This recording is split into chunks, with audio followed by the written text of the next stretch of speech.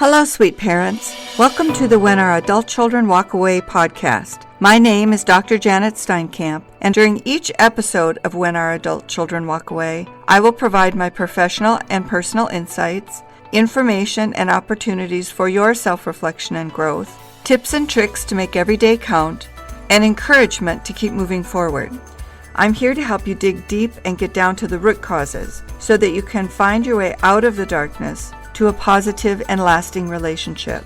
Grab your notebook and a pen, settle into your favorite chair, and let's get to it. In this episode, we are digging into the differences in how parents and adult children experience high-risk days. Very often, we have or share similar high-risk days. What we experience on those days and what we are at risk for is different. In many ways different. So we're going to talk a little bit about those differences. So to review, a high-risk day is a day where we are at risk for heightened emotions, a stronger focus on the absence or silence of our adult child. For them, same. It is a high-risk day for them because the realization or the reality for them is that they aren't connected to us anymore. They are distanced from us, or they are no longer in the celebrations or the rituals around whatever that day is. High-risk days are typically birthdays, anniversaries, baptisms, religious holidays. They might be the date of someone's passing, or the date of a divorce, a second marriage for a parent. There are all kinds of things that make a day high risk. We are going to break this down into 5 categories of differences. The first is anticipation versus avoidance. The second is identity versus role confusion. The third is public pressure versus private pain. Number 4 is longing versus relief. And the 5th is rituals of grief. So in the first category, anticipation versus avoidance, parents often anticipate contact or a gesture. Even if the estrangement is long-standing, it's been going on for years, we anticipate that there might be contact, that we might hear something through the grapevine, that there might be some contact or awareness of our adult child that's different than there has been in the past. Mother's Day, Father's Day in the U.S., very easy to look at. So every Father's Day and Mother's Day, we are likely to anticipate the potential of a contact, a card, a text, maybe flowers, maybe something that comes through grandparents, other children. Parents tend to anticipate on those days there'll be something. And by anticipating that, there is the risk for disappointment. That's what makes it high risk for us. It's that spike in emotion and awareness of the silence or the absence of our adult child. For the adult child, they may brace themselves emotionally, choosing to avoid the target date because our adult child knows that the parent will be anticipating this day. They have to recommit themselves to not reaching out, not sending the text, not sending flowers, whatever the usual contact might be. Even if the contact might be unusual, a simple text when they would have made a phone call. Our adult children have to brace themselves emotionally to recommit. So for our adult children and parents, hope and protection can look very different. And both are valid emotional strategies. We may not like it. We may not agree with it. It may hurt us terribly. Both are very valid emotional strategies. Number 2, the identity and role confusion. For parents, we tend to experience these high-risk days as a disruption. It may feel like we're more vulnerable. It's harder to focus at work. It's harder to want to eat or be with other people. It's more difficult to be with other people and fake it, right? Or to fake our way through those days. And for a lot of us, we have to fake our way through those days differently, because every day is a little bit of a fake, right? So for the parent, the thought might be something like, I'm still the mom, or for dads, I'm still the dad, but I can't act like one on this day. I can't acknowledge or interact or celebrate my adult child the way I would have in the past. For the adult child, they may feel guilt or internal conflict. They might be thinking something more like, I'm supposed to care, but I feel numb or angry. I cannot give them that emotion, that commitment, that recognition that would have happened in the past. So there's a loss. There's a loss in the ability for the parents to hold the role of mother or father.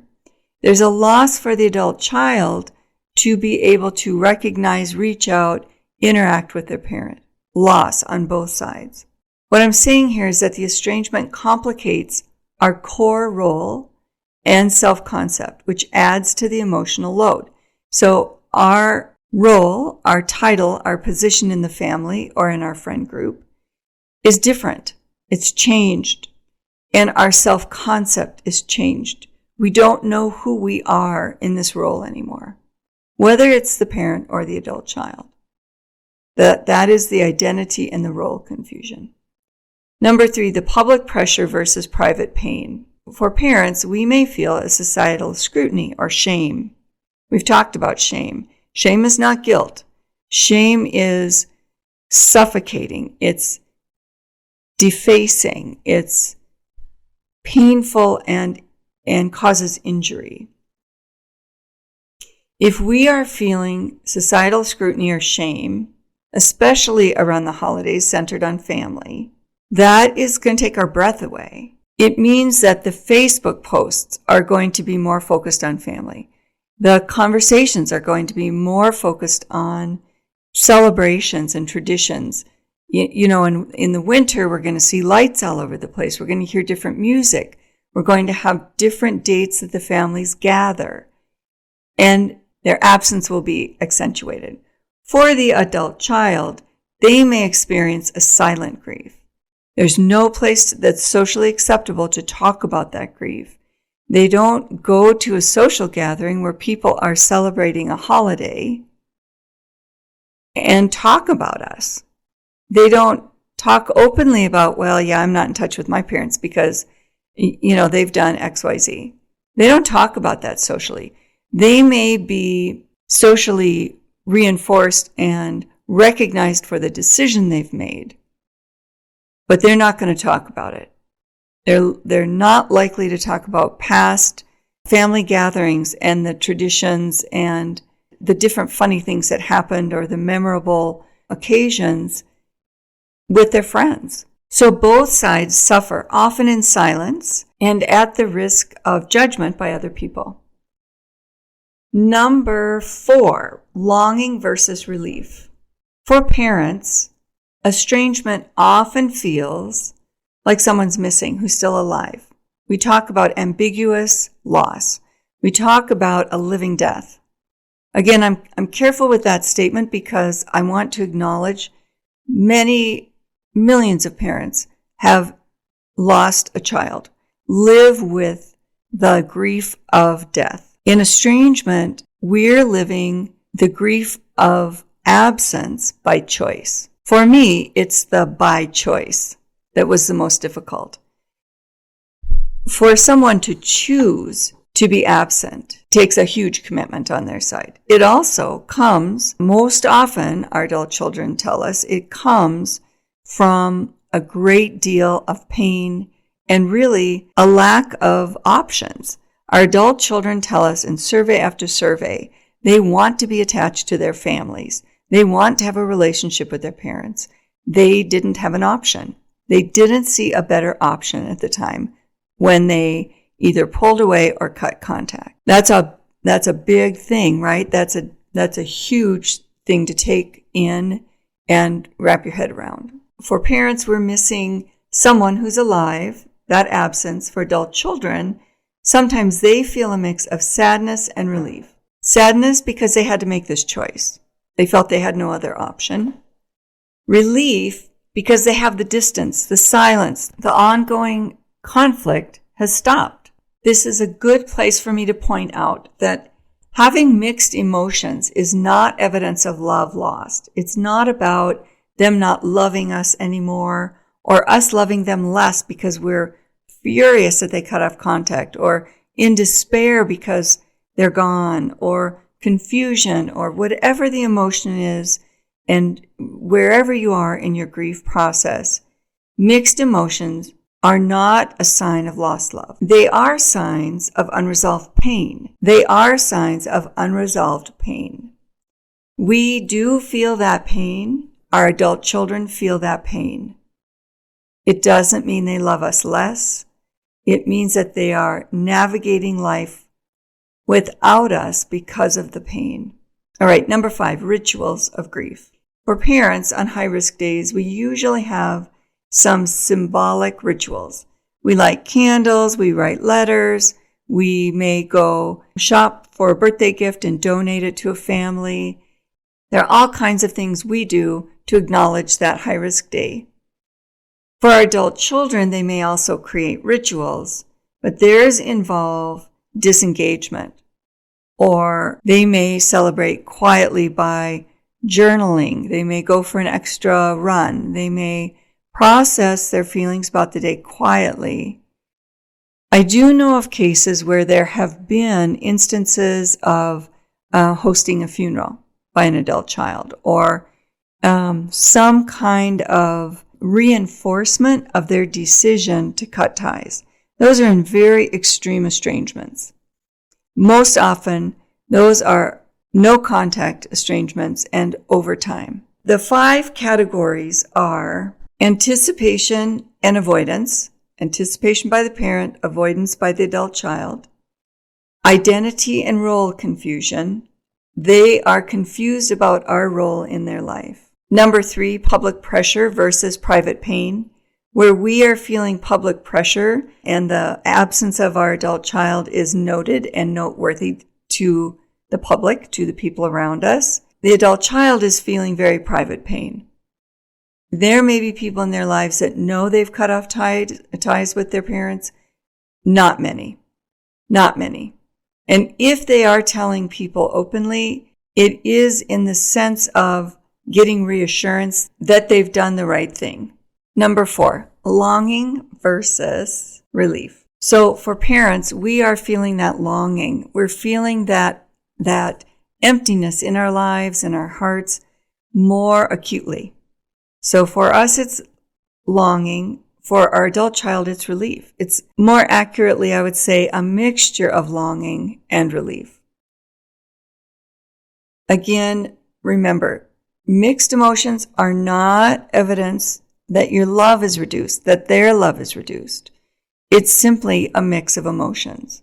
Number 5, rituals of grief. So for the parents, rituals, they're more concrete, observable, action-oriented.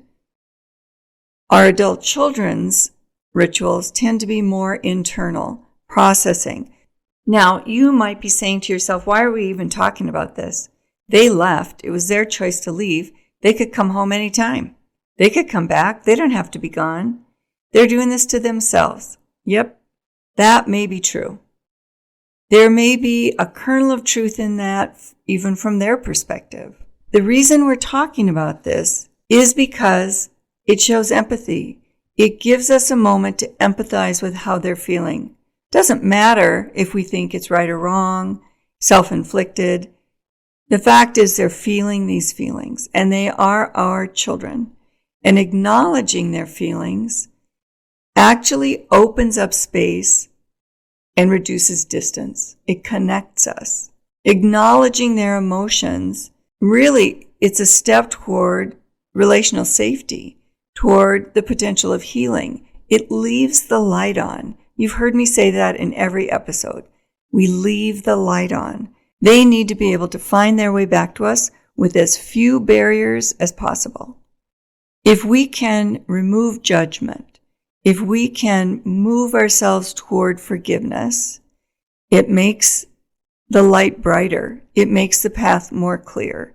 And it prepares us to be able to have a judgment-free, safe conversation about what's taken place, about what's happened for them, about their decision to leave, and for us, about our new insights, our new recognition of what we brought to the party, what we contributed to the difficulties. I'd encourage you to listen to this podcast again, take notes if you haven't already, reflect on the things that resonated with you. What parts of this podcast really resonated with your circumstances and how you're feeling? And then I want you to take a pause and recognize your high-risk days. There are a number of episodes about high-risk days. If you've not listened to the others, I would encourage you to listen to them. High-risk days are a big enough deal in estrangement, if you will, that I think it's worthy of looking at that experience, the event.